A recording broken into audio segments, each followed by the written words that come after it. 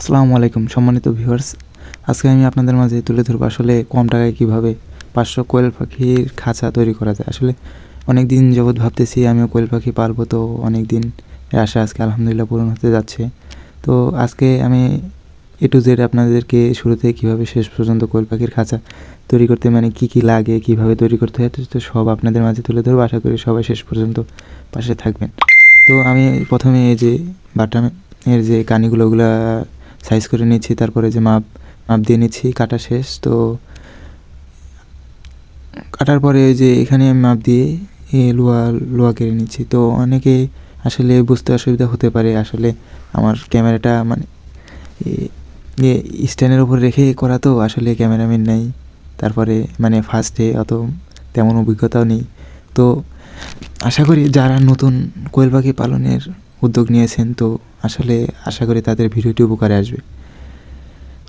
শুরুতে আসলে ওইভাবে যদি খরচ করি তাহলে আসলে দেখা যাচ্ছে প্রফিট করা, বা আমরা যদি না বুঝতে পারি তাহলে আমাদের একটি লোকসানের মুখোমুখি হতে হবে। তাই আমরা প্রথমে শুরু করব আসলে স্বল্প খরচে যেভাবে শুরু করা যায় ওটা আমরা চেষ্টা করব। তাই আসলে আপনাদের বোঝানোর জন্য এই ভিডিওটি করা। যদিও আসলে সম্পূর্ণটি আপনাদের মাঝে তুলে ধরতে পারতেছি না, কারণ যদি ক্যামেরা সামনে থেকে ধরা যেত তাহলে আপনারা সম্পূর্ণটা বুঝতে পারতেন।